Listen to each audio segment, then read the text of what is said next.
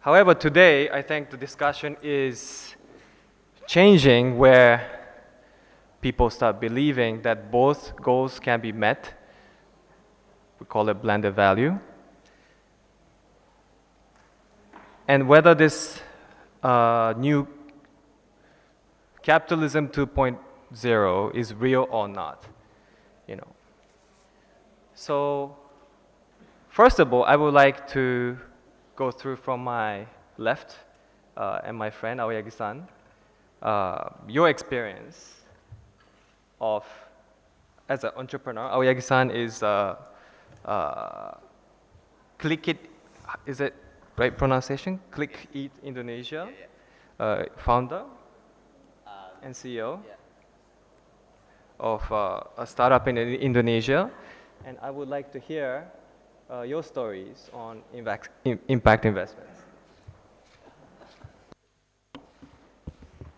Hi everyone. This is Ken. I'm a Japanese, but then currently living in Jakarta, running the business almost 3.5 years ago. And question is what my story for the impact investment? Just tell me about your company first, Okay. and how you're incorporating sustainability and Okay, so when I started my business in Indonesia, I'm doing the online food delivery business like Uber Eats, and then in Indonesia there's several major unicorn startups, the Gojek and then Grab. So they start similar business, so I cannot compete with them. So we changed our business to the more like corporate, to be the online food delivery services. And then we bought 2016, and then from now on, our business is luckily continue. And I'm right now hiring the 40 Indonesian employees, and I'm only Japanese. And and also I invest my own money to my company. So I'm not sure this is the impact investment, but starting business, someone's money or my own money, and then expanding, and instead of just making not only for the making money, but creating some employment, and then 40 employees of my company, every payday they're very happy. They're very happy to getting money, and then they try to feed family, and then this is very small because we only have 40. But at that time I feel that I contribute this country, and then I can help feeding their families. So I know this is very limited the number of people, but then that is my first experience that investing money and getting some return. But not only for the returning my own interests, but also outside of my family, myself, the investing some money to making some people happy. So this is small experiences for how to contribute the other people.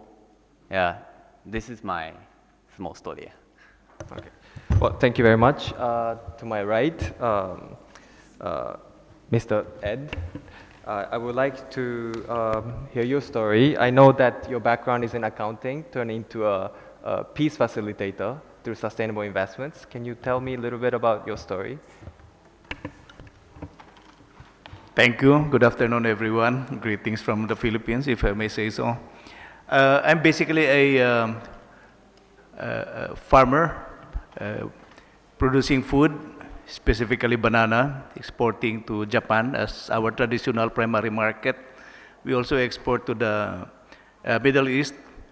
Well, banana export is quite common as a commercial crop, but I guess what made our story chosen to be heard in forum like this is it's quite unique, because this is composed of principals coming from the Middle East, and a multinational company based in the US, and another family businessman from Saudi Arabia. What brought them together to invest in the Philippines is quite a long story. I wouldn't say that anymore, but there are articles written about it, most prominent of which was in the Wall Street Journal, published on the front page 1 year after September 11, because it talked about the story. I mean, the title of that story was, in this Philippine Muslim town, Christians, Muslims, and Jews, and I think that's where the interest came out, and Jews work together for bananas. And basically, the principals are, as I just mentioned, the management were basically Christian, but the workers were Muslims, about 2,000 of them. Maybe 60–70% were members of a local revolutionary organization called the Moro Islamic Liberation Front. Quite an interesting story, and I think that's where the impact came about. That why would Muslim rebels, welcome Israeli compatriots in the farming sector? When we first started 22 years ago, when we were about to start, our friends would say, "You're crazy, you cannot even start there." But we were able to start, and they said, "You cannot even last a year." We lasted a year, and they said, "You're lucky, but not a second year." Those friends were true friends. They were not prophets of doom, but they were just concerned or just couldn't believe. But that was, anyway, 22 years ago. And we're still producing food, helping to supply banana to major markets. When our current president became the president, quite controversial as many of us know, he decided to really implement what we call the independent foreign policy. And he didn't pivot to China, he didn't leave the US, but he just embraced China as a true friend. Quite controversial because Philippines has been a long-time ally of the United States. That alliance was also in the form of not paying attention to other members of the global community. So this president embraced China and Russia as members of his own family. And because of that, I guess the economic opportunity for the Philippines also increased. And until now, the Philippines cannot produce enough food to export to China. From Japan being the primary market, it's now China that's getting everything that we produce. Anyway, I don't know if you took interest in that story, but that's my story. Thank you. Thank you very much. Now I would like to shift to Dr. Lee from the W. Green Pay. I would like to hear your story. I know you're ex-banker, turning to philanthropist and entrepreneur. And I know that you're bringing a lot of stakeholders into your startup. So I would like to hear your story, please. Hello, thank you. First of all, W Green Pay is a blockchain project. And I'm actually a co-founder and CEO of W Foundation, which is a nonprofit charity organization headquartered in South Korea, Seoul. We have global presence. We have our mobile hospital in Cambodia. We export Fiji water from Fiji. We have various projects where we help climate refugees worldwide. So we are focused on environmental actions. So we bring awareness about what's happening in the world. Our projects are to clean up the ocean, the plastics floating around in South and North Pole. And also with the fund that we raised through our various charity activities, we work with a lot of Korean celebs, the K-pop stars, for example. We have a lot of charity events. The donation fundraise we use to help climate refugees. But not just that.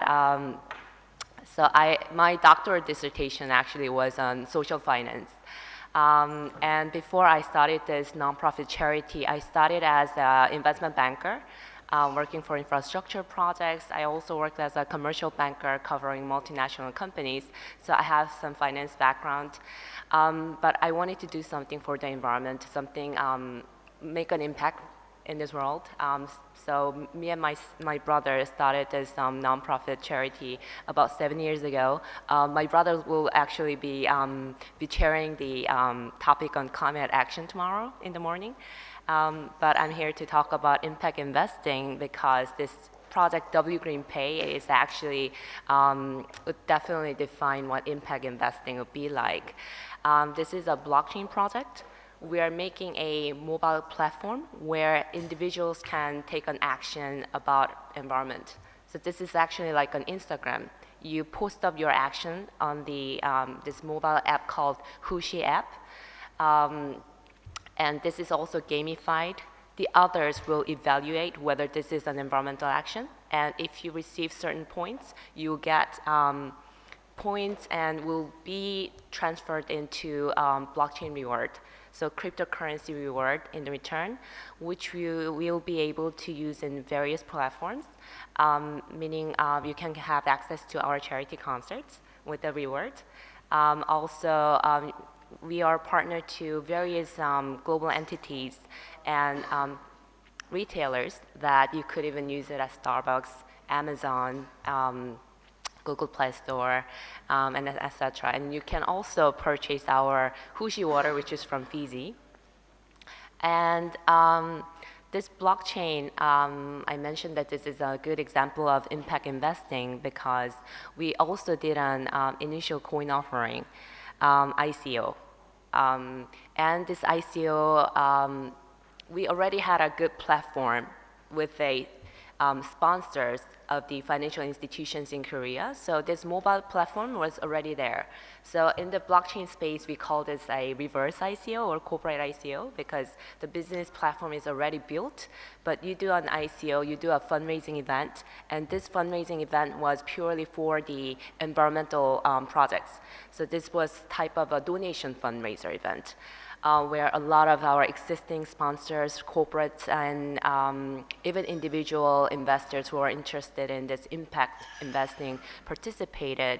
And with the donation fund we raised, I don't know how familiar you are with the blockchain idea, but blockchain, the essence we emphasize is based on its transparency, accountability, sustainability, and its decentralized platform invites a lot of people to evaluate the process, and that's exactly how we are going to use this fund to do various impact projects worldwide focused on the environment. So I guess that's why I'm here to be speaking on the impact investing today. Thank you very much. And you can actually trade these things on the platform? Trade? Yes, this ICO tokens, you can actually trade after? Yes, this W Green Pay will be actually listed on the exchanges, so definitely you can monetize if you want to, but we also create various usabilities, so you'll be able to just use it worldwide. And again, yes, the reason why we made it as a cryptocurrency is because this platform we do not want to limit in Korea. We are already in cooperation with the UNFCCC and various other governments, including the Chinese government. So we are going to launch this platform worldwide, and the reward, it makes sense to give it as a cryptocurrency which could be usable worldwide without transferring. It's very interesting where innovation is actually having these breakthrough in impact investments. Now I would like to hear the story of Mr. Yit Ming. Now, is it pronounced right? Yeah. And as I heard from you, you were ex state fund manager and then moved to corporate, and then now you are entrepreneur. Please. Yeah. Hi everyone. I'm Yit Ming. Glad to be here. Expecting this room to be a lot larger. I mean, given the topic of impact investments, we are the ones here trying to make the future brighter, right? So just a bit of myself. I was previously from corporate. I left last year and invested and co-founded two startups, one in the area of education and the other in the area of healthcare.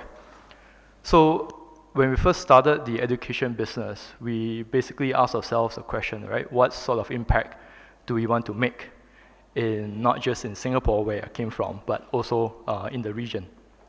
And what we found was a pretty huge problem, right? Look at the world that's happening around us, the technology that's been evolving. But if you look back and what are the kids learning in the current education system, that's a huge gap. And what our startup is trying to solve is really bring this education, right, the relevant education of the 21st century in areas of entrepreneurship, design thinking, robotics, and coding online, and teach that to children of tomorrow. So we did that. Two reasons why we wanted to do it online. Number one is we wanted to reach, and Singapore being in the forefront of education in the region, we have a good supply of teachers that we can find that many other countries are lack of, but we can utilize that and pair that with the technology platform to teach that. So the other thing we wanted to do online is really to bring the cost down, right? We didn't want to give access to just the rich, but really to the middle income, to lower income families as well. So that's for the education startup. And what we did earlier this year, it was just 2 weeks ago, was we actually launched an Asia Pacific competition, pitch competition for teenagers, which was really exciting. Facebook in Singapore supported this event. DBS Bank, one of the largest Southeast Asian banks, supported this as well. And it's really interesting because we actually paired up with a fund in LA that actually invests like a VC into teenagers, right? And that is how much they believe in teenagers of tomorrow. So what we did was actually we had teenagers who submitted their pitch from China, Vietnam, Philippines, India, Malaysia, and Indonesia. And we had about close to 400 students who submitted their pitch, of which we selected about 90 students to come to Singapore to provide that pitch in Singapore. And what we found very interesting is that many of the kids' ideas revolve around wanting to make a difference, right? Social impact, be it whether it is environment, be it whether it is communication, networking with the elderlies, as well as things like water and etc., which is very inspiring, right? And these are the kids who really went out there and pitched their ideas. I would say 90% of that are in these areas. And the VC funds actually saw the future of this and actually invested money into this. So I think there are a couple of very big success stories that I can actually highlight. One of the teams, a 15-year-old boy from Malawi, Africa, actually came with an idea to say, look, I want to elevate the poverty in my country by, allowing my farmers to sell direct to the buyers rather than going through middlemen, right, who buys them at dirt cheap prices and never pay them on time. So this was actually very well supported and by the government of Malawi, and he actually made $1 million in revenue in a short 3 months. So these are very real stories and hopefully one day it will inspire the other kids around Asia to say that we ourselves, regardless of how old we are, we can do the same. And we do hope that there are more funds out there that actually pay more attention to this group of young children who has really brilliant ideas, not short of any adults, I would say. Yeah. So that's the small experience I can share in the education startup. In the healthcare space, we saw a huge problem again. I mean, the provision of care in this whole Southeast Asia region is not equal, right? There are a lot of people who potentially can afford healthcare but don't know where to go, don't know where to seek treatment, finally are lost. And what we're trying to do is really bridge the gap to say, look, if you have a medical condition, come to our platform. We'll tell you not just where you can go to seek this treatment, right? We'll also tell you how much it will cost upfront without you being treated unfairly when you go to the hospitals. And the problem about healthcare today is that it is opaque. And it's designed in that sense, in that way, because insurance companies can come in and provide you insurance, right, to remove that fear. So we basically created a transparency platform to anyone in this region who requires healthcare, to guide them where to go and to tell you how much it will cost. Yeah. Thank you very much. It is very interesting how youth is changing the views of the impact investments. Now I would like to hear from Mr. Isarin from the team Consulting Engineering, who is in building social infrastructure in Thailand. Okay, thank you very much, and good afternoon, everyone. I am the CFO of Team Consulting Engineering and Management Public Company Limited. It's the integrated consulting company based in Bangkok, Thailand. We've been providing consulting services to a lot of governmental agencies, state enterprises, and also private sectors across Thailand and also in the ASEAN region as well. Our services actually cover more or less infrastructure development and also environmental impact assessment, as well as environmental monitoring program for various type of projects, starting from transportation, maybe focus more on clean transportation, which use non-fossil fuel, and also energy, more or less moving on towards renewable energy and energy efficiency, and also urban and infrastructure, focusing on the green building or green projects, and also in terms of water management and waste management. So our services cover since the part of master planning, feasibility studies, environmental impact studies, design, project management, and construction supervision, and ensure the smooth operation and monitoring of the projects. So from our experience, we have seen lots and lots of projects during our 4 years of services, starting from very initial stage, whereby fossil fuels are very important source of fuels that develop the country and the region. Now we are talking about renewable energy of various sources, which become increasingly important in the region. Therefore, I think a lot of people in the region seek for these kind of projects, which can provide nice returns for them as well. As the chairman initially talked about, 10 years ago, we mentioned about a trade-off, right, between returns and between environmental and social impact. But now they can go well together.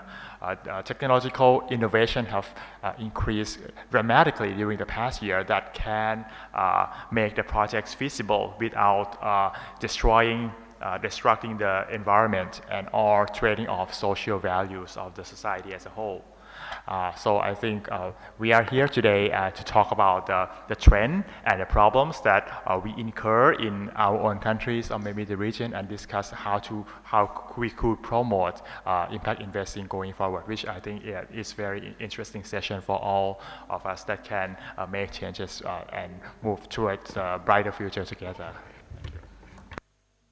Thank you very much. Now, I'd like to hear from Ms. Tang from Patama Capital.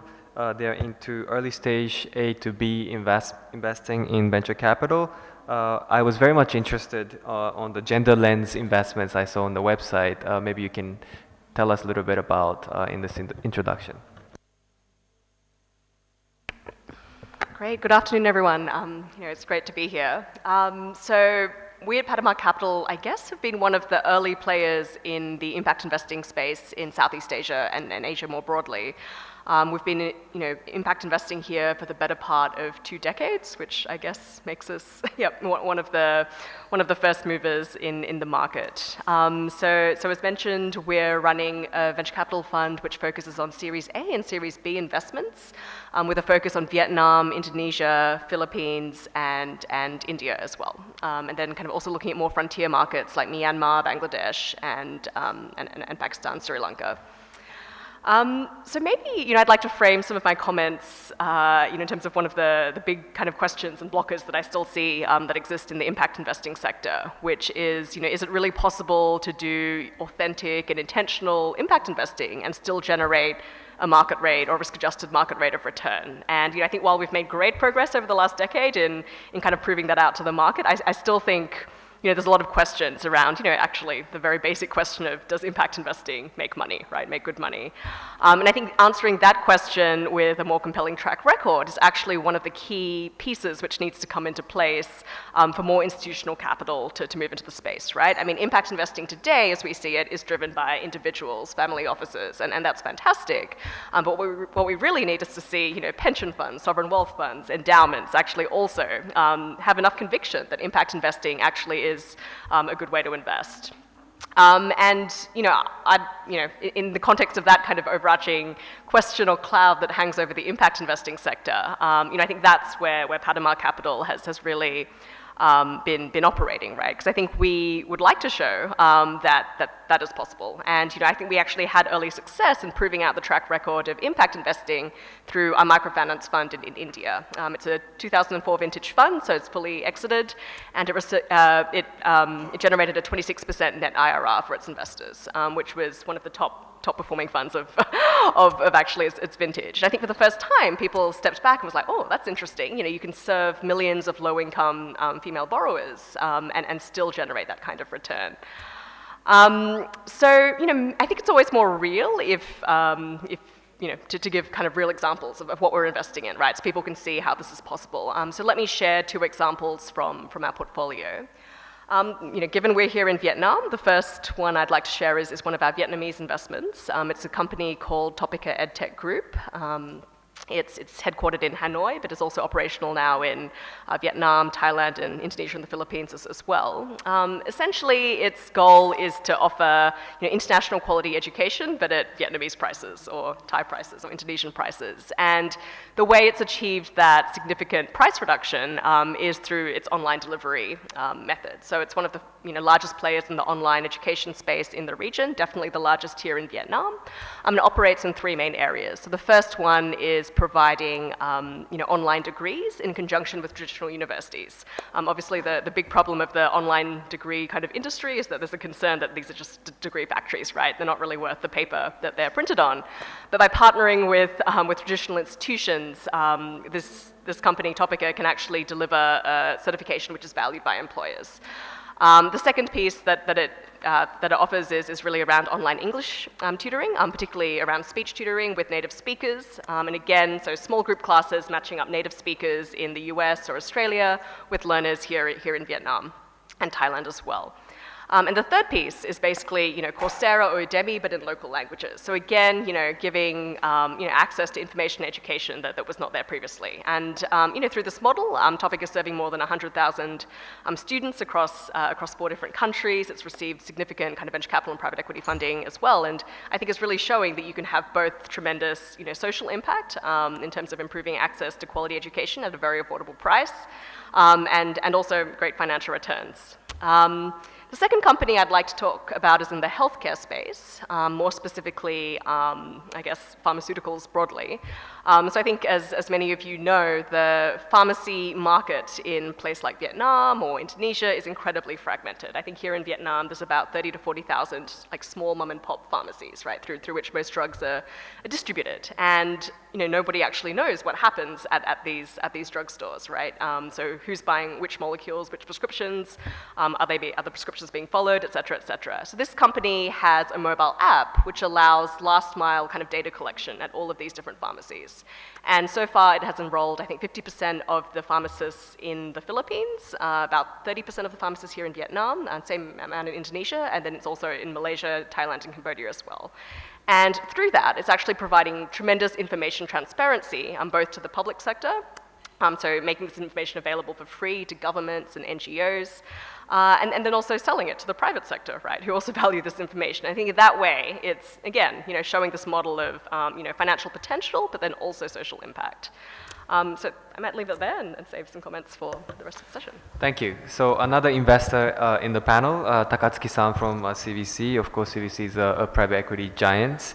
I actually glanced through the website, and you fund is also following on ESG. So I would like to hear how impact investing is part of your process. Thank you. Sure. Thank you for the introduction, Nimi-san. Hi, I'm Daisuke. I have 2 faces. My profession is private equity fund manager. On my personal side, I'm a very active social investor. So I would like to share two stories as to one, private equity, the second on my personal life. And for private equity, I work for CVC Capital Partners, which is one of the largest private equity funds in the world.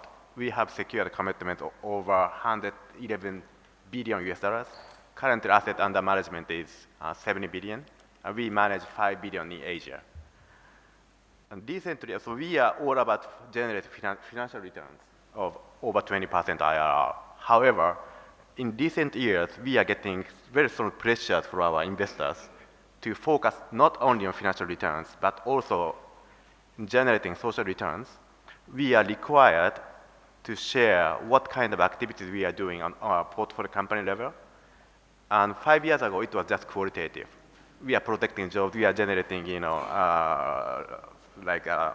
job opportunity and so forth. But nowadays, the investors are requesting us to quantify the impact. And going forward, we would have to commit financial returns in terms of social indicators and also report to our investors how we are doing against that. So I think, the large capital, there are trillions of US dollars chasing in private equity returns. They are bound by social responsibility going forward. That's one. The topic I see here is a trade-off. So as a fund manager, if you would like to pursue financial returns, for example, cost cutting, labor force reduction, by very aggressively doing that, you can generate further financial returns. However, that will diminish your social returns. And fund managers of private equity will face this dilemma going forward, how to manage this trade-off. That's going to be a very challenging task we are seeing right now. So that's my professional talk. And as for my personal talk, which I like better, so I am a social investor, a very active social investor in Japanese social sector. And I believe in the vision of venture philanthropy, which is to apply private equity model into social sector. Primarily consists of three different things. One is resources. So money, financial, human resources connections, all those are resources required for a successful social businesses. That's one. The second is engagement. At private equity, we do engage with social businesses very actively. It's not only like, once in a year meeting. We almost communicate every week to measure the progress of their actions. And the third and most important part is measurement. We are very return oriented. So even though it's a social investment, not only focusing on financial returns, we try to measure the social returns as much as we can. Before we invest, we create a plan, which is quantitative plan, as to the social indicators this organization is going to produce over 3 to 5 years investment period. We think this is very important for us to keep transparency to our investors and also make effective engagement with our portfolio organizations. And who we are social investment partners in Japan. We manage a fund called Japan Venture Philanthropy Fund. It's one of the first VP fund in Japan. Currently, we have 3 million US dollars, and soon we're gonna be raising our fund to 7 million US dollars. It's still very small compared with private equity, but it's actually very large in social investment sector in Japan. And what I see in terms of challenges is, I agree with Ms. Tan. We can generate social returns in conjunction with financial returns. I'm very confident we can do it. However, the struggle we have is transparency and comparison. If we have one organization, it's easy. However, if you have 2 organizations, 3 organizations, multiple organizations, you have to compare the performance of different organizations in different sectors. To do that, you have to be able to compare the social returns of different sectors. In other words, you have to compare the value. The return you made in education and the return you made in community. The financial return is comparable. However, social return is very hard to compare. So that is the challenge we are facing now, and we are working very hard to somewhat solve this issue of comparison. So with that, let me hand mic over back to Nimi-san. Thank you very much. So I think we have two investors and we have two entrepreneurs and we have one technology disruptors, actually in philanthropy and other things also, and peacemaker. So and of course the infrastructure, social infrastructure consultant. So we have a very diverse background of panelists. And I actually was curious on the last two investors' perspective, I think, which is quite important, how what Takatsuki-san said about how the institutional investor mindset is changing and giving this fund manager a pressure to make sure that a social return is considered in the investment of the portfolios that you have. I just wanted to check, because many of these tools and the thinking came through the financial crisis. Of course, you were there 20 years ago, but is this just a mere marketing for the hedging of the risk, or is this real, you feel? Is there really a change on the ground? I would like to hear from both of you on this. Thanks. I will head start. Please. So for private equity investment, I think it was a marketing before. When we are talking about qualitative efforts, yes, we are generating jobs and so forth, it was more of a marketing. However, as I said, going forward, we have to quantify the impact. Once we quantify it, it's no longer just marketing. It's a real value creation, and the fund will be evaluated by the investors, by the values created. So going forward, I think it's much more of a marketing. Yeah, I think there's definitely a mix of motives. Maybe let me share. I think more and more mainstream asset managers are kind of positioning themselves as impact investors or responsible investors these days, and I think it's interesting to see. I was recently at the Global Impact Investing Network conference in Paris, and I've never seen so many kind of bankers in dark suits in the room at an impact investing conference. Usually, well, sorry, it's a very nice suit, but usually it's more people who are more alternative, wearing Birkenstocks, et cetera, et cetera. So I think it was a bit of a I was like, oh, okay, maybe am I at the right conference? And then if you looked at the different kind of stands and sponsors of the conference, it was JP Morgan, BlackRock, right, Bain Capital, et cetera, and no disrespect for them. I think it was just an interesting shift in the market that we would not have seen maybe a decade ago. So I think we certainly welcome the interest from kind of the more kind of mainstream financial players, but I think we need to be really cautious of this idea called like impact washing, right? Which is a bit like greenwashing, which is maybe the more familiar term. Impact washing, I think, could be very detrimental to the space, right? I think if people are saying like, hey, this is just marketing, then nobody will take it seriously. I think the solution here is to be, I think, somewhat more precise about what your intention actually is, right?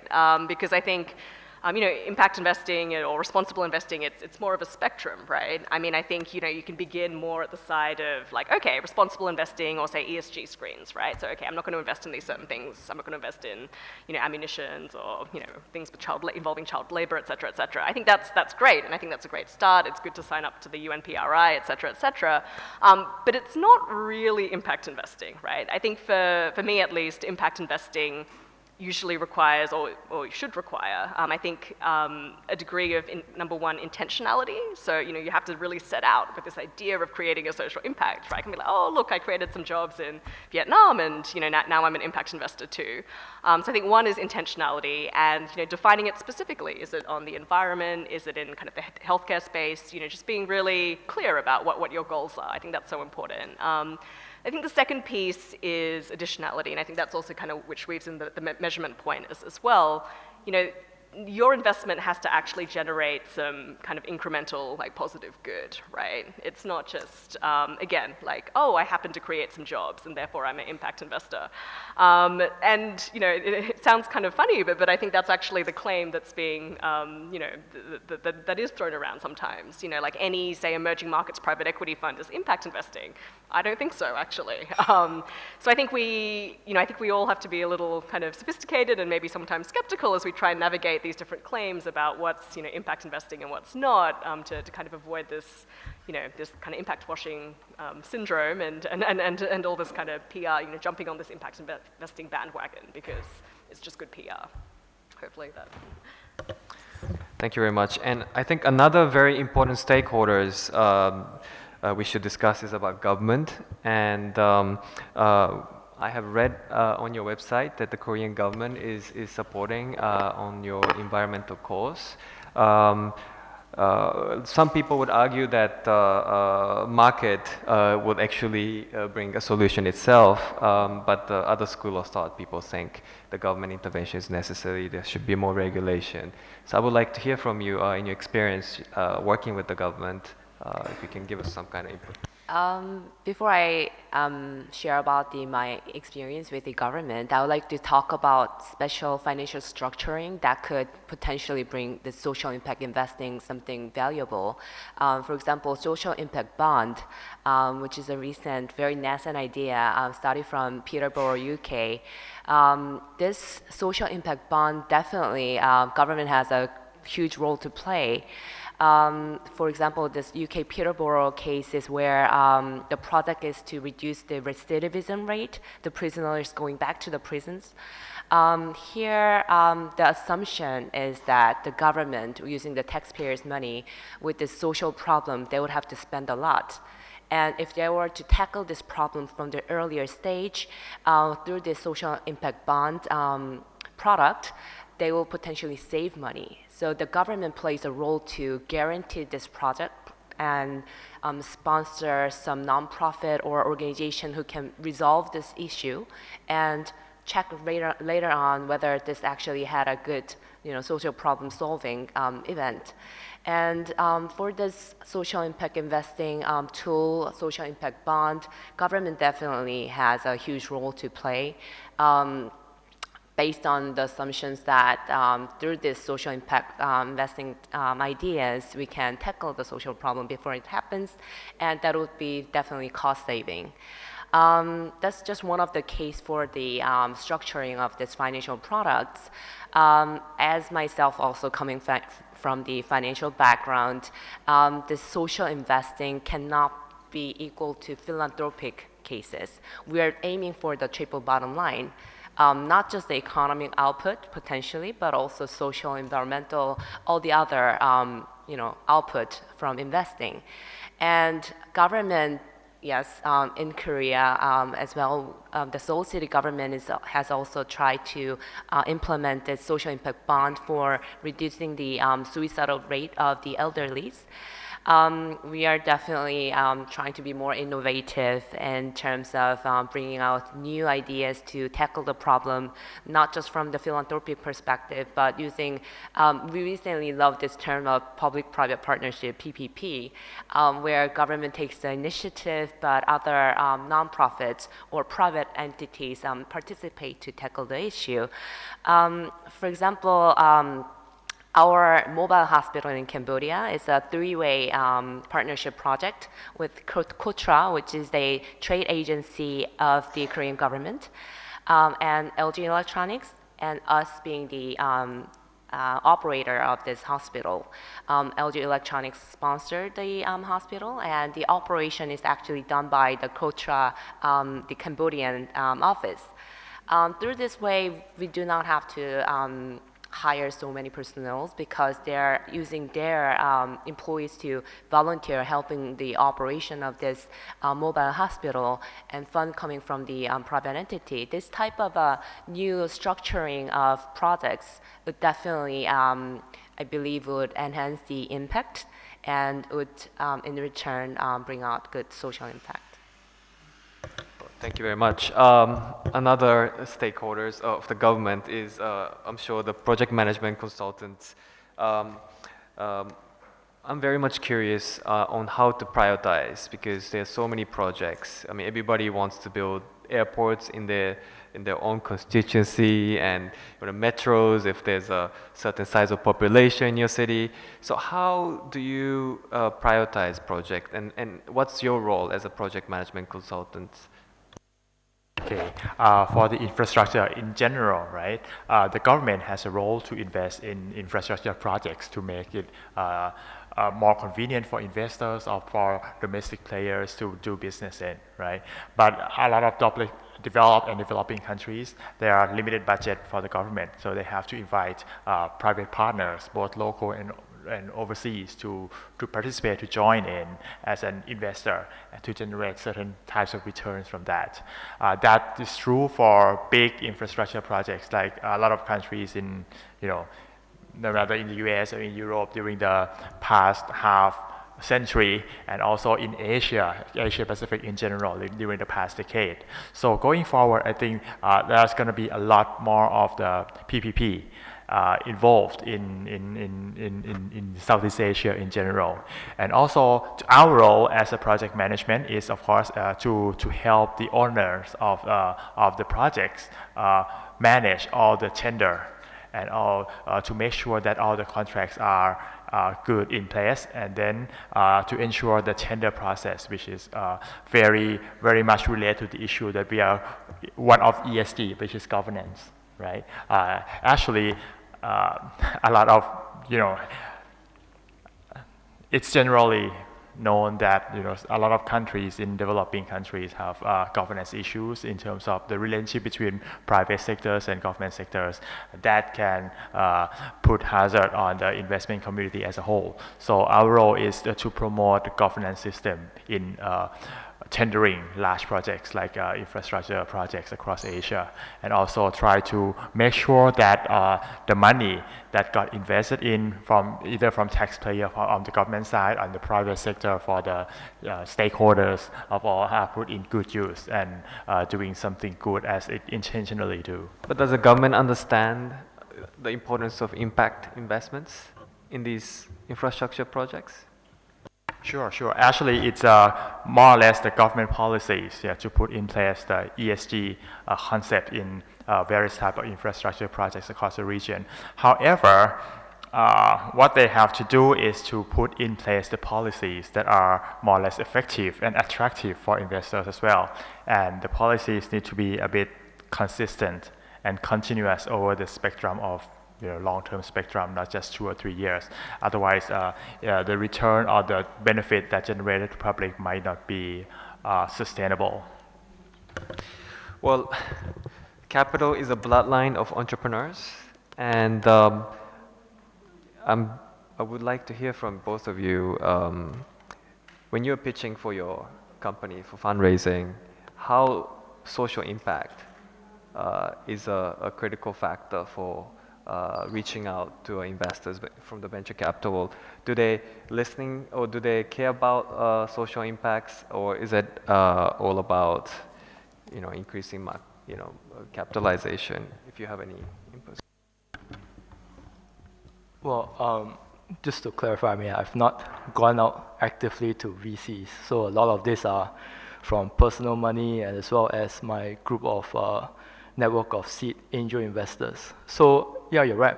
There must be a common purpose. You must highlight what the why of what you're doing this. Why do you start this company? What's the problem you're trying to solve, right? And I think to a lot of investors, beyond just making money, right? There are thousands, millions of ways that you can make money. But what is it different about you? What is the problem you're trying to solve, and yet at the same time is a commercially viable business? So I think that is the key differentiating point, that when you pitch, you not just tell how much money you're going to make, but really what problem are you trying to solve today. Because to a lot of investors, the problem that you solve, that you can actually bring them on board emotionally, as well as giving them the purpose of wanting to do something different, something great. Every human being in this world wanted to do something great, right? So I think that is how I will approach it.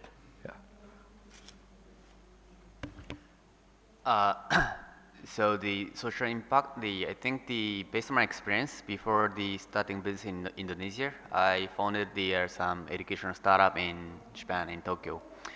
And at that time, we don't have enough money, so they tried to raise some money from some VC or foundations. And then I feel that the balance is very important.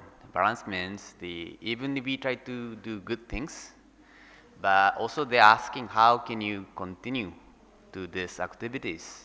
Because yeah, in order to continue, we need to hire someone, or even myself need to work. And then in order to spend day-to-day life, also I need to eat, and then I need to feed my family. So which means yeah, we need to start making some money. So one of the VCs, they rejected to invest because they could not see the future, bright future for the how can we making money. But the other foundations, it's more like they're mentioned about the social impact. They have strong interest, and then finally they give some money. But at the same time, we present how can we continue these activities for the next couple of years. How can we making revenue? How can we making the money? Because here, so that is I have confidence that they doing good things is very good thing. So everybody needs to support. But in order to continue these activities for longer term, I think at the same time we need to consider about how can we make money for these activities. So this is my experience. The balance is very important. Thank you. I think the continuation is very, very important, and this is one of the reasons why philanthropy and NGOs actually moving more towards impact investing. Before I open up the panel, I would like to ask you a last question, because there's a lot of confusion. I feel there's sustainable investments and impact investments, and in your thesis that sustainability is very important. So I want to understand this relationship between the sustainability and impact, because impact doesn't necessarily mean it could be sustainable, but of course, it goes vice versa. So if you have any inputs on this, I would appreciate. Yeah, I made quite a reflection on what Ms. Tang mentioned about when you make an investment, what was your intention? Did you want to be, in a way, like it's philanthropy, or make an impact, whether it's for peace or for the environment, to help poverty reduction? Excuse me. In our case, 22 years ago, we were not thinking at all about making an impact. It was purely commercial. Our principals needed banana, and we met somebody, a local leader in that Muslim town, who was very much mainstream, not the stereotype concept of a Muslim that's fearsome or coming from a dangerous area or dangerous to deal with. He was just like any of us, walking around in jeans, cheerful, going into parties. And he said, come to my place, invest there.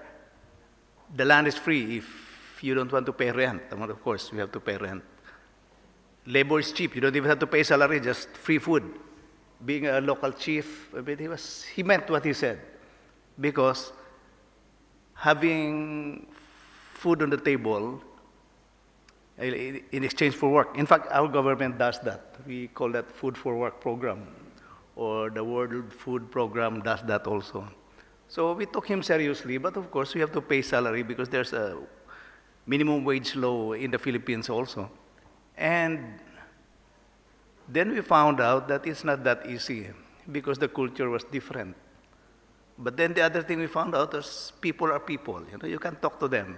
He may be carrying gun because he belongs to that rebel organization, but he has a family to feed. And he appreciates the opportunity that he can actually send his children to school. In their way of saying it, so this is my name, this is how it looks like, because you have to give them IDs. And this guy hasn't gone to school, so he didn't know how to write his name.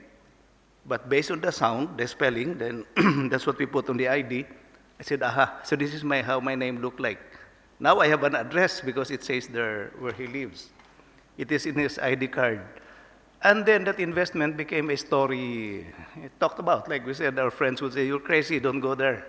We went there and then they talk about it. So let's just say the impact investing, or I think this is rather a new terminology. It was called something else maybe 30 years ago and then 20 years ago. I could relate it to the word corporate social responsibility when you do something good in your business community. So it just evolved, something of sorts that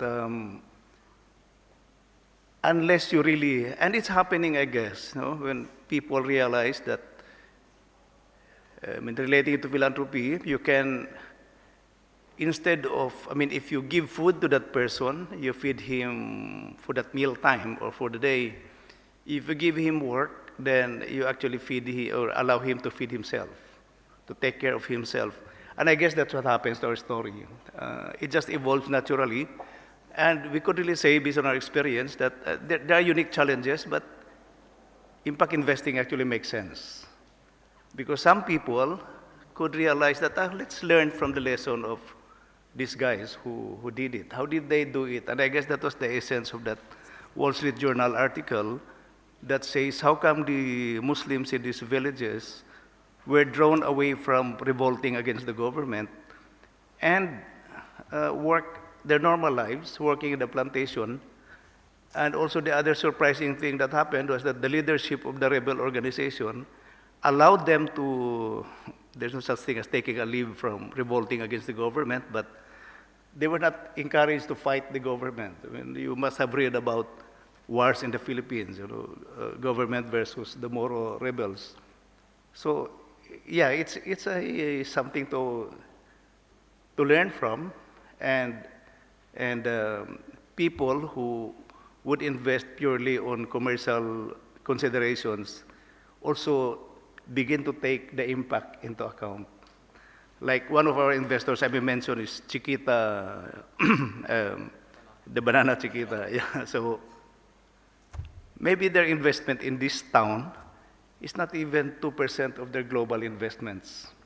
But when that article came out 1 year after September 11, they really said, even if you have $1 million, $5 million, if Wall Street Journal doesn't like your story, they wouldn't print it.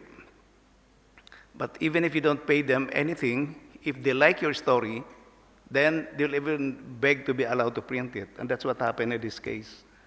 So I guess just for that story that made the shareholders of Chiquita very happy, maybe 50% of the investment was already paid for. Yeah, that's their story, because they were surprised where it came out in the papers. And I said it was accidental because there was all-out war in the Philippines at that time, in Mindanao. And this staff from the Wall Street Journal learned about this project that employs rebels, and so he went there to take a look. Well, thank you very much. I would like to open this session to the rest of you, and I would like, if anybody from NGO or philanthropy in this room. No, nobody from NGOs and philanthropy? Okay. All right, then I would open to everybody because I wanted to hear the opinion from the NGOs. Sir, please. My name is Simon Lovegrove. I have a company called M Health. We are from the UK, which is the good, the bad, and the ugly. We're also associated, but we're a private company, but we're associated with the NHS, which is the good, the bad, and the ugly as well. I'm going to say two things about PPP and PFI. We finally have decided to cancel PPP, PFI in the UK as of the budget in October. It is now costing the NHS between 10 and 15% more in finance costs, and it's also proving inflexible. So I do not recommend that form of finance. The second thing is the IFC and World Bank are still advocating it in South America and various places, and I get quite shocked that this is going on in this way. Now, having said that, there is another thing I want to say is about impact funding, and you'll forgive me if I'm very direct. Impact funding, to some extent, is a reason that is because we have lost our way in funding, and actually we're getting back to deciding that funding is about what we need, not about funding in itself. The purpose that I'm working on, I just came from Shanghai yesterday. I'm working with one of the largest public hospitals in Shanghai, and we're doing a firefighting exercise to try and make sure that they have a strategy which will take them forward, because they've lost their way. We're also working with a Korean company who I very, very highly respect. They have a business model, because they are very active in China. They have a business model which, instead of PPP, is a partnership. In other words, it is looking at a private finance and taking a percentage of the occupancy offered to the public sector. Now that works in China for reasons which I won't go into, but it's basically you can finance at this level and you can top up at that level if you want to buy private sector. So it works well. So I'm very impressed. We are working with them to define the hospital so that they get what they want. Now this is the third point I want to make, is definition of healthcare, in my position, is really difficult. And private equity providers have lost the way of understanding how to define how to do healthcare. I must say this, because the traditional model has been to build hospitals, 40 or put 25 to 40% in equity, the rest in debt, repayment over X years. We now are working with what is called integrated healthcare, where the hospital is part of the healthcare, not the whole of the healthcare. And therefore, healthcare has to be in a continuum. And that continuum needs analysis as you go, but the financing is done in a much more constructive way. And we're working here in Vietnam and in the Philippines on the possibility of developing urban communities. And I say communities, not housing. Communities based on the idea that healthcare is part of the delivery of services. And it's paid for by the sale of homes. And therefore it has a cost, it's cost effective, it is much more cost effective and therefore it's more affordable. And the other thing about social impact is needing to be affordable. And a lot of you have been explaining that, but affordability comes from actually making finance as cheap as possible, but give them the return. And social impact doesn't mean you're down at you're at the level of aid. You can be at the other level of the PE, but you've got to be doing it because you are creating a model which gives you the returns you want, but is financeable and achievable and affordable. Excuse me, thank you. Wait, I'm trying to understand. So how do you lower the cost of the operation in your model? When you mean by partnership, can you define partnership in community? Well, we use informatics, for example. We must be thinking about prevention. In this country and in every country of the world, non-communicable diseases like diabetes are accelerating at a horrible pace. You've got the demographics of older people. In this country, it's about 35 is the mean average age, but by 2050, it'll be 42. Japan and Germany are the two highest at 46, and they have struggled because of that issue. So you've got demographics, epidemiology, and so forth. So the costs are going up. So the way to try and contain them is by having technology, but also creating communities where people can live more effectively. Loneliness, for example, is costing the UK economy £2 billion a year, and it's easy to change by having communities instead of just building house after house after house, right? And you see it here. And I came from China and I was shocked. I went to Wuxi and I was shocked at going from one place to another 45 minutes in a fast-speed train, and I didn't see a piece of grass during the entire trip. Right, thank you. So your solution is to use the technology to overcome technology and good design philosophies, good vision. Mm-hmm. Okay. All right, thank you very much. If anybody would like to comment on the panel, please jump in. It's already open. So please, anybody? Okay.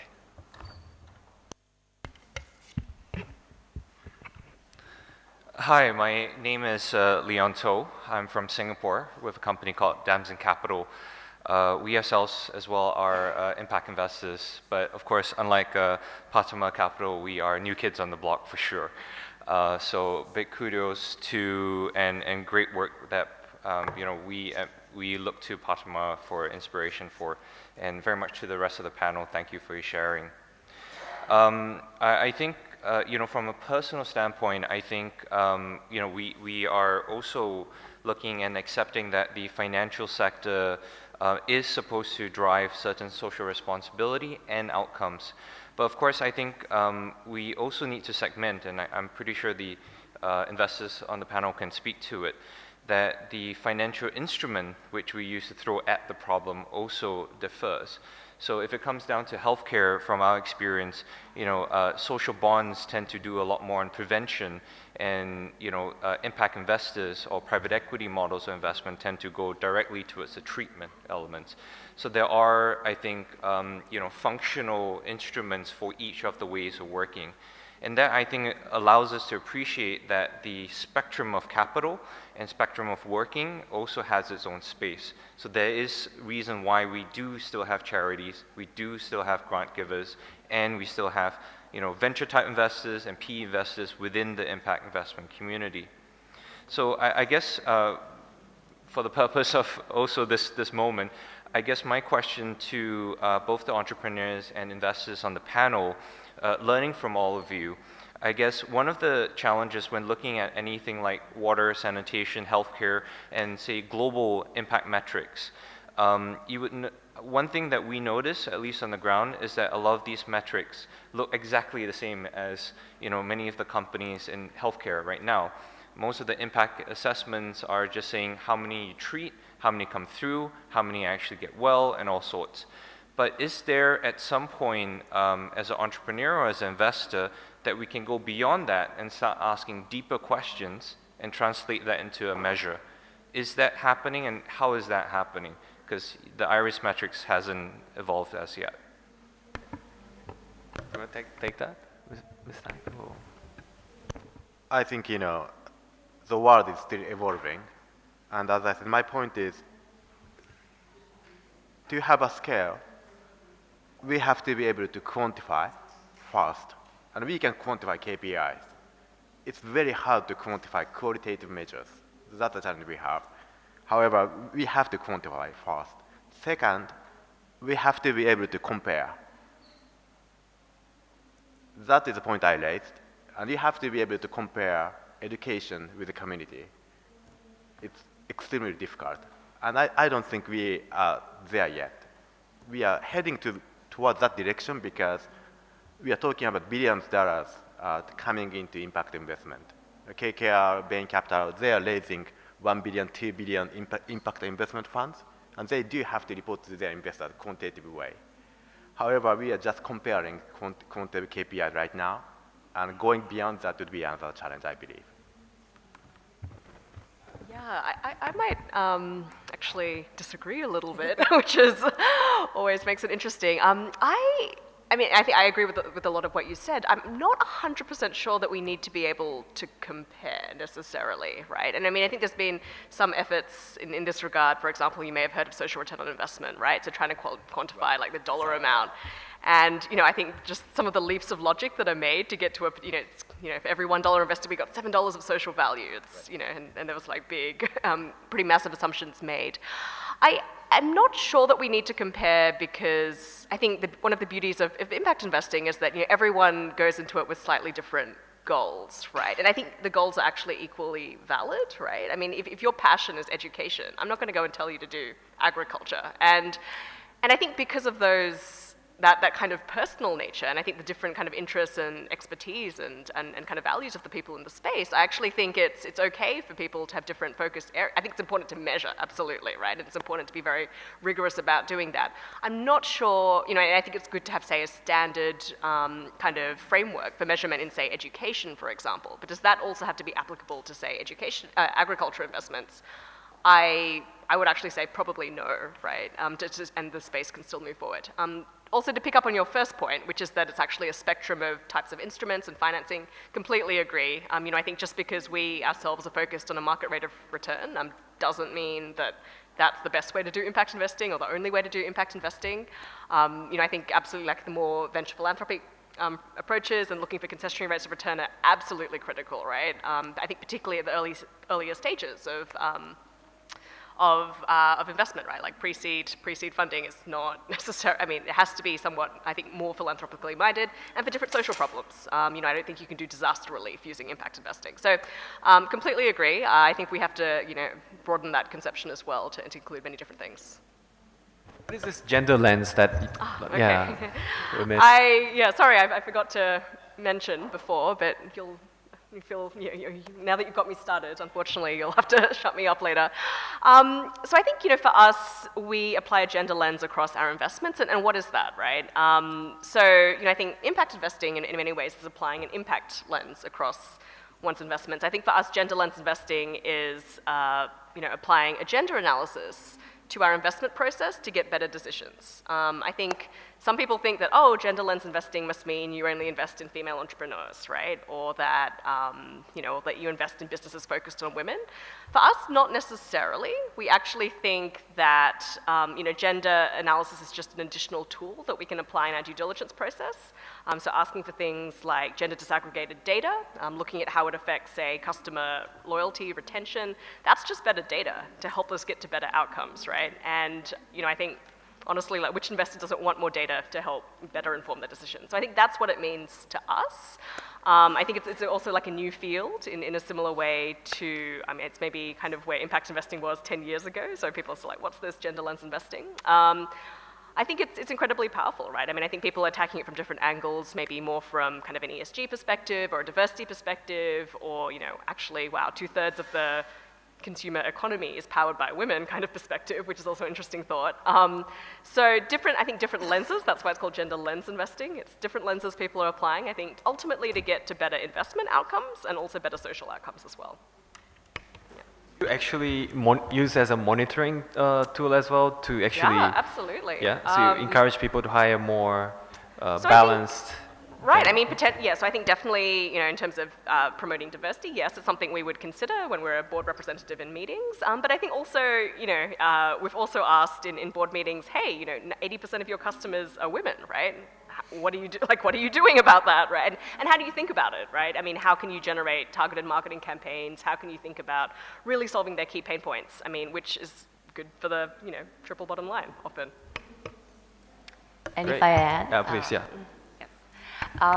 I myself, coming from the charity space, yes, charities, nonprofit, governments, private entities, we all have different roles and place to play. The key in order to quantify this output is to make sure there is a transparent data in the process for us to assess the impact. As myself coming from the blockchain industry at this point, becoming a blockchain enthusiast, as far as I know, a lot of international organizations, including the United Nations, is trying to figure out if we can use this great technology to make sure we can have a good access of data, transparent public data, because blockchain, as you may know, it's about making all the information in the process to be public, not become a private information. And if that update of information is well documented, the problem we have about the sustainability, transparency in this nonprofit or the social impact space could be potentially solved. In the US, there are certain platforms like Charity Navigator, evaluating charities, how their operation process is well done. In Korea, what us, W Foundation, has been trying to do is to make sure that we are sustainable on our own, meaning that we spend less than 1% in the operation costs. So we have our own business sectors to make sure that our operation is done by our own efforts, and the donation that we raise is just used for the purpose projects. That was our way of, making sure that we deliver the correct message, that we are focused on this delivering the project. But in the long run, that's not going to be the business case for all the charities and the social impact delivering organizations. But using this type of new technology, having an innovative approach to potentially quantify the impact would be a great research topic for us to look into. Yeah, may I have a little brief comment on the PPP thing a little bit? I appreciate your comments about what eventually happened in a lot of developed countries like UK. But all in all, I think it depends on stage of development of the countries, or whether there's another external or internal factors involved. For some countries in developing countries like Asia, the projects might not be happen at all if you wait for the government to invest itself. Or actually, it might be more costly for the government to involve in, considering both direct and indirect costs and also efficiencies of the project development of each party as well. So I think all in all, it depends on, I would say it depends on the government, it depends on the countries, it depends on the region and its stage of development in terms of this PPP mode that we are getting involved in. Sorry. So I just want to share, I'm Eddie Chau from Singapore, and I'm an entrepreneur, and I have a social enterprise as well, but I sit in the board of a quasi-government organization called Singapore Center of Social Enterprise. It started in 2015. So we have about more than 400 members. They're all social enterprise. This is like a baby step. Actually, the Singapore government is trying to help to push the social enterprise with social impact. And just to give you a little bit of figure what we have learned and what we have done since 2015, just to share with you. I also sit in the investment committee and the grant committee. So we have given grants to probably about 100 social enterprise. The magnitude, the quantum, it is about, in Singapore dollars, up to 300,000. That's about 220,000 US dollar per company or per projects. So investment quantum, it is about 1 million Singapore dollars. It is about 700 something thousand US dollar per deal. We have invested and also given grant to quite a number of companies from clear social impact, meaning that, to help seniors. Actually, it's like we have one company called Caring Fit. It is like an Uber to help the senior actually go to see doctor, go to the hospital, but they're like Uber. Okay, so the vehicle itself has special purpose. It means the driver will go up to your house, actually bring them down to the. It is not a taxi, but it is a special vehicle. That means they have RAM, to bring you up to the car, and then they will send you to the hospital. And then after that, they will go to do other jobs and come back and pick you up and then send back. So this is very clear. Profitable, fantastic. But what we have seen actually is a lot of social enterprises, fantastic idea, but the execution is poor. Okay, they have great idea, great heart. They want to be profitable, but quite a number of them are struggling. And we also find that it is quite difficult actually to find good deal. That means financially sustainable, and at the same time with social impact. I also run my own fund with several partners that is pure commercial. I find that, just to share, it is extremely difficult. I mean, for commercial market to do investment, I think is commercial, financial. But for social impact, it is very difficult. So that is something that I want to share, and Singapore as doing a baby step. And at the same time, just now we mentioned about the how you quantify, right? We actually commissioned NUS, the National University of Singapore, the School of Social Science, actually for social investment framework, because it's very difficult to measure. What is your impact? Impact, you can say like this, you can say like that. So how you compare and all this. So we want to make it to the framework.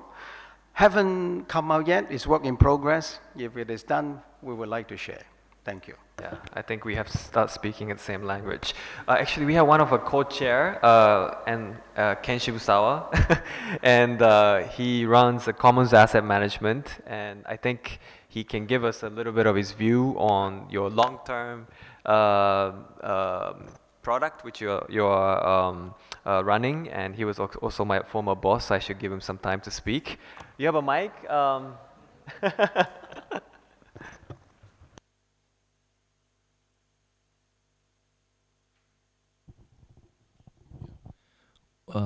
could be a question. or Okay, thank it you could be for a that, Aki. If I was your former boss, you wouldn't be doing this to me right now. Hi, I'm Ken Shibusawa from Tokyo. Just listening to the conversation, I was wondering what is required to take social impact to the next stage. It's probably a combination of capital and talent. And I was just playing with this idea, you know, which will come first? It's kind of like a chicken and egg kind of situation. In terms of the capital, I was thinking maybe that for you, Shuling, I think most of the investors are either family offices or perhaps maybe financial institutions. Do you have any, for instance, corporate one pension? So I was thinking, like, you know, if there's a corporate corporations may have not just the financial returns, but they may have the strategic return or some other branding or something like that. So that might be a kind of a different, you know, animal. And in terms of the talent, that's the part. Is you know there might be the capital, but it says, you know, where's the talent to put the money in? And if anybody has an idea, I'd be happy to learn from that. Thanks. You invest in education, so maybe you can give us some input on how to bring more talent into the impact investment space. I mean, it could be. I'm not sure whether I can answer your very difficult question, but I think maybe one observation that I've seen, right? I think there's no shortage of people wanting to work in the impact investing sector or in social enterprise, and I see that particularly amongst the young generation, right? I think everyone says that millennials will be the driving force of impact investing and social enterprise and social business. I think that hopefully will be borne out. I think one of the dilemmas, you know, I see this as I recruit kind of new people for our team. I think one of the challenges is that, you know, because of the immaturity of the sector, it actually, you know, the compensation isn't that great versus the private sector, right? I think, you know, pretty much everyone I know took huge pay cuts to join the impact investing sector. And I think I think everyone was expecting, you know, a lower salary, et cetera, but I think not to the degree to which it actually is taking place. And these are small funds, as you've seen, you know, small funds, often small organizations. I think, you know, your fund is, you know, I think less than $10 million. So it's hard to run a full-blown operation at that scale. And I think and then there's also kind of the stigma of like, oh, you're working in the social impact sector, you know, you should be paid really badly, right? Because if you're not, then you don't have your heart in the right place, et cetera. So I think we need to actually craft a career path, I think, within impact investing, within social enterprise, which actually makes sense. Because, I mean, people need to, you know, they've got families to support, they've got to, et cetera, et cetera. Are you asking for your pay raise or? Not for me. Yeah, I mean, that would be nice. But I think it's actually a structural problem that I think our industry has. I'm not sure whether anyone else has seen this in their experience. I mean, a lot of people are doing this as their side passion, right? I think side passions, unfortunately, are hard to sustain, right, for prolonged periods of time. And I do see a lot of people kind of just move back into the mainstream financial sector because it's just a tough lifestyle. And I really do not think they're being greedy. It's just that they need to send their kids to private school or whatever, you know, whatever the choice that they've made. So I think I think the inspiration and the passion and the value of doing the work is absolutely there, right? This is a fantastic sector to work in. But I think it just has to, you know, work out and there be, you know, I think both a career path and also kind of training support as well along the way. I really like the example, Takatsuki-san, where he was saying, you know, as a job at CVC, I'm a hardcore investor, while at the personal level, I want to do more on the social scale. And I think that's probably where we're heading. And it's nice to hear the example because, you know, I think many of people here in this room probably share the same kind of thoughts, but it should be merging. I think that, like, how do we make it wouldn't it be awesome if this was your full-time job, being a social impact investor, right? Yeah. What's the path? Sorry, no pressure, but maybe in next year's meeting he might have a different title. You never know. Who knows? When I get to 45. Right. Oh, yeah. Okay, yeah. Let's see. There's a picking order into this, I guess. What would it take? Yeah. Yeah. Okay, so the last question. I guess we have two, so we have 2 questions, and then we'll wrap it up. Thank you. So, go ahead. Yeah. My question is actually more over, say, I think there's a should not be a separation between return on capital or return on investment versus social impact. Especially with the technology today, it allows us to really make great returns and while providing social impact. I'm going to give you an example. My company, Global Transformation Platform, we spend a lot of time in Ukraine. Ukraine has 95% of real estate that has to be completely replaced. Obviously, there's a tremendous deal of technologies that already allows us to reduce the cost of construction and the speed of construction. At the same time, we can create great energy efficiency, which reduces the utility cost for the elderly living in those old houses built by Khrushchev, actually, and some of them Stalin and so on. At the same time, we can look at the different monetization models. In Ukraine, for example, you can now get 15.5 cents per kilowatt of solar energy. So those grandma living in those energy efficient housing can actually earn income by selling it back to the grid.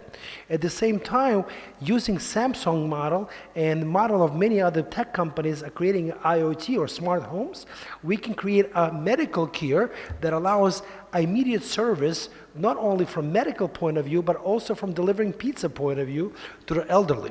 So in my opinion, the question to the panel is, why do we segment that social impact, return on social impact versus return on capital?